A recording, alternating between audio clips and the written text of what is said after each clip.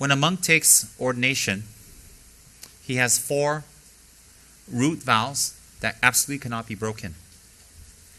And then he has the auxiliary vows. The auxiliary vows altogether is 253 that he must hold. And those vows on the basis of refuge vows that he has already taken. A monk can be a Mahayana monk or a Hinayana monk. Both the vows are the same. The vows are exactly the same. It's the motivation that makes it different. So the vows of a monk are called Prati Moksha vows. Prati Moksha. Prati Moksha. Moksha means end of suffering. It's a Sanskrit word for end of suffering, nirvana, moksha. Prati means self. Prati Moksha means self-liberating vows. So the monk's vows that is given are called Prati Moksha vows. So in Lama Tsongkhapa's Guru Yoga, it's mentioned 3 sets of vows. The first set is Prati Moksha. The second is Bodhisattva. The third one is Tantrayana, tantric vows. So for lay people who don't have Prati Moksha vows, they can be likened to refuge vows. Refuge vows, all right? So the 3 set of vows can be refuge, Bodhisattva, and tantric. And for a monk to disrobe, he has to consciously be in front of at least 4 people or more that are sound in mind, sound in knowledge, and understand the significance, and be alert and awake, and understand what is going on, and say, I give up my vows. And pronounce, I give up my vows, and think I have no more vows. So then his vows are no more. 3 times. Or he can go to his Lama and offer the vows back in the same manner. That's one way a monk disrobes. The second way is if any of the 4 root vows, the minor vows broken, you don't disrobe. If any of the 4 root vows are broken, for example, stealing with intention and completion, killing with intention and completion, etc. If any of the 4 root vows are broken, with intent, it's done and it's complete. Then although one of the 4 root vows is broken, then he's disrobed. If any of the auxiliary vows are broken, he is not disrobed. He can repair it during Subjong. Subjong is once a month. It's monk confessionals, where we go to confess the abbot. Any minor infractions that are not any of the 4 root vows. So any of the minor infractions, 249 auxiliary vows that are broken, they can be repaired. Example, eating after noon, not meditating. I mean, there's a lot of things there, wearing underwear, having your hair longer than 2 finger spans. Those all can be repaired. Those do not constitute you breaking your vow at all, because those are circumstantial. But the 4 root vows cannot be broken. If any of the 4 root vows are broken, then all is lost. You're disrobed. But in order for it to be broken, it must be intent. You want it, you do it, and you're happy. During Buddha's time, there was a nun, and she attended Buddha's teachings. When she attended the teachings, the monks made a lot of noise and said she cannot sit with the Sangha. She must sit with the lay people because she's broken her vows. And when asked why, she was in her cave doing her practice and meditating during Buddha's time, and she was raped by bandits. So Buddha asked her, did you invite that? She said no.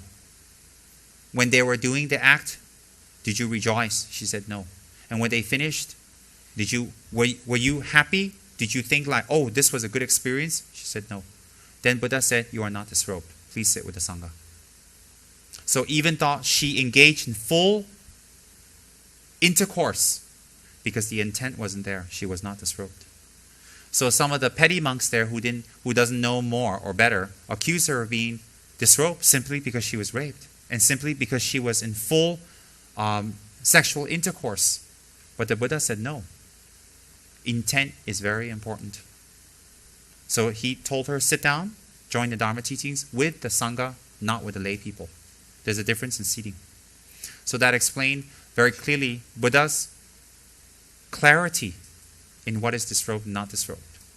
In the Tibetan tradition, no lay person can disrobe a monk or a nun. No lay person can come up and touch, pull their robes off and say you're disrobed. No lay person. The lay person doesn't have any authority to say anything to a monk. Okay? And then if the monk breaks his vow or the nun breaks her vow, they break their vow, they can never take robes in this life again. That is one of the 4 root vows is broken, not the minor vows. They can never take robes again in this life. They are disrobed. But a good thing for a monk or a nun to do is the remaining vows that are not broken to go back and offer it to the Lama is very important. Why? You may have broken one vow and you're disrobed, but you have 3 other vows and you don't want to break it also. So it's better to repair it and give it back intact. So that means if a monk, out of anger or whatever, for any, this hasn't happened that I've heard of, killed someone, he still hasn't stolen, he still hasn't lied. So once he becomes a layperson, for him to steal and lie might be a danger there, so he'll break the remaining vows. You're saying he's not a monk? Yes, he's not a monk anymore, but the vows are still there. So therefore, he has to return those vows. Return. Okay? And so that he doesn't commit more error. For a monk or nun that declares he's giving his vows or her vows back in front of 4 or more, or to the abbot, that they are not an ordained person anymore, they may take the robe again when they're ready. They can give back and take, give back and take 7 times in one lifetime. So that means, let's say a monk is at the monastery and they find out their parents is dying and suffering very much, and they need to go back and work and support them for a few years. They go and give their robes back. They give their vows back. They go and work as a layperson. They support their family because they can't work as a monk.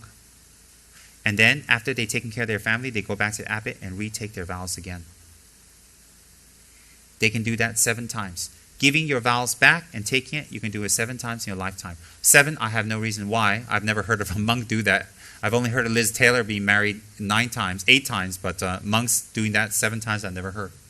I've seen holy monks give their vows back because they're in other countries and they had to work and support themselves and later take it. My holy Mahasiddha master, Geshe Trungpa Gyaltsen, did that. About 20 years back, he gave his vows back properly. He told me. And about a decade ago, because he had to support himself, he had to work. And a decade ago, he went to His Holiness and received his vows back again. My Geshe-la did that. So I saw that. As long as the vows are given back intact.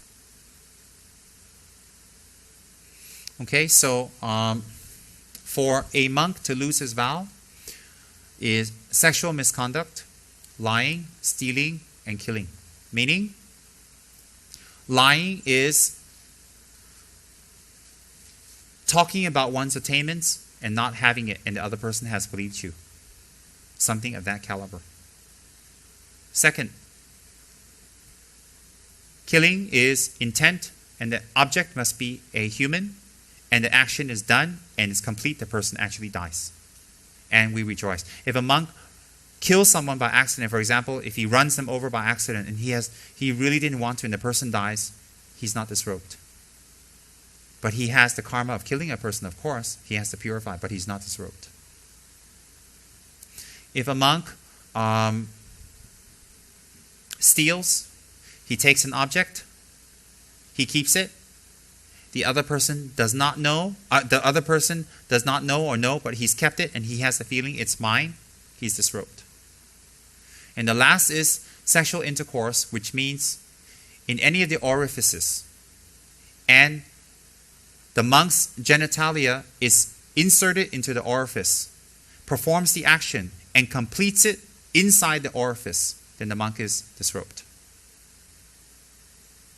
It has to be complete. Okay? So those are the 4 ways that the root vows of a monk can be lost, broken. And if it's broken in any of those ways, the monk cannot take his vows again. In extreme cases,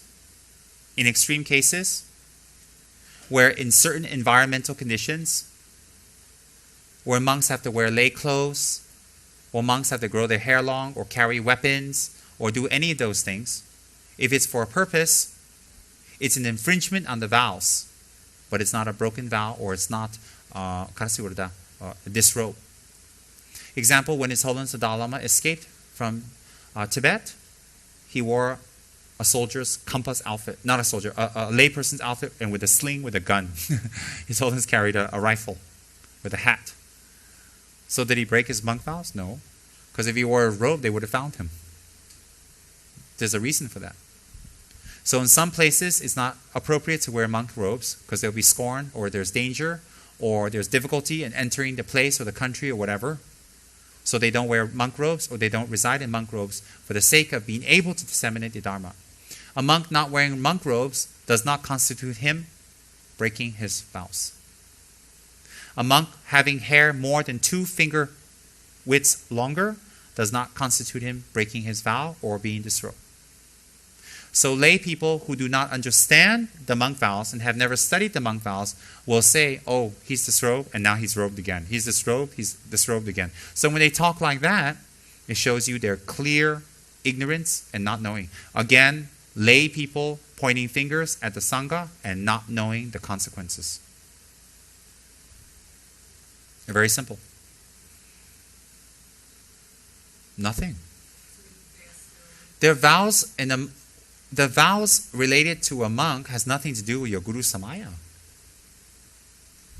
Nothing. I mean, if you take refuge vows from your Lama and you lie, does that mean you hate your Lama? No, right? There has no connection. And for high incarnate lamas, when they disrobe or they get their robes back for some reason, they have their reasons. It doesn't take away from their attainments at all. That's why in Tibet there's a few lay, very well-renowned lamas. Segon Dorje Chang's previous incarnations were lay lamas. Milarepa are lay lamas. Okay? So disrobing or robing has nothing to do with your status and who you are and your attainments. Why? You took your vows. You didn't take your attainments. So if you remove your vows, it means that you will manifest or do work another way. Example, Chogyam Trungpa Rinpoche gave his robes back in England. It didn't affect his work at all in America. It's growing very big. Very big. No problem at all. So similarly, like His Eminence Gelik Rinpoche, many years ago gave his vows back, and he took on a consort, and her name is Daisy. It didn't affect his teaching or his abilities at all. And it doesn't affect his relationship with his guru at all. I mean, each guru may have a personal liking and disliking. Maybe they prefer them to remain a monk or not, and they see that, you shouldn't have this robe. But it doesn't affect their relationship because their guru is their guru. So when you disrobe, you don't say, bye guru, I disrobe you too. No. Has nothing to do with that. If that's the case, then lay people can now have a guru. What? They've never been robed. Right? That's why when we listen to Dharma teachings, we get knowledge. When we listen to rumors on the outside, it's easy to smash them because we have knowledge. When we don't listen to teachings, when we don't read up, we don't have knowledge. When people say rumors on the outside, immediately our mind goes like that. And we go off, we run off, we go here, we go there. So people say, this Rinpoche's disrobed. Then he's robed again. Then he's disrobed. Really? What constitutes being disrobed? What constitutes being disrobed? What constitutes being robed? What constitutes? There are monks in prison in Tibet, like Poto Rinpoche, who were not allowed to wear their robes or cut their hair for 20, 30 years. The minute they get out, they put their robes on. Do you think Poto Rinpoche is disrobed? Absolutely not. It's circumstantial. A monk is a state of his mind, is not what he wears. Of course, for outer appearance, in a more stricter sense, when people see monks grow their hair long or wear lay clothes, they say, he's disrobed. But it's very derogatory, it's very dangerous also. Because they spread very, very unhealthy rumors, which has repercussions. Okay? And there are other rules like monks can't wear sleeves. Monks cannot wear sleeves. And their left side must be covered. They cannot wear white and they cannot wear black. White and black represent the extremes or laity, colors of laity. But in modern ages, when the monks are traveling to freezing cold places and stuff, don't wear sleeves. How? Rinpoche himself wore sleeves when he traveled in America because it was very cold. A Chinese light jacket, maroon, and silky and very nice with the Chinese, whatever, those knot and the loop go inside and the collars. He wore that. And he had his zen. His zen was folded and put on top. Yeah, definitely. So, what constitutes disrobing and not robing? If we understand the vows, it's okay. What constitutes disrobing? Okay? And if a highly accomplished Lama disrobes, like the 6th Dalai Lama gave his vows back. Gyalwa Tsanyang Gyatso was a layperson. He had consorts. He hung around in Lhasa.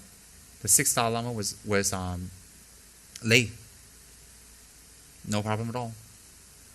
The Panchen Lama, the last Panchen Lama, the previous one, was a layperson for the last 30, 40 years. He wore yellow chubas all the time. The Chinese forced him to take a wife. He took a wife, make them happy. Doesn't affect his attainments. His incarnation came back. Anyways, why would having a consort affect anyone's attainment? Unless the consort is some kind of evil witch. Doesn't affect. Okay?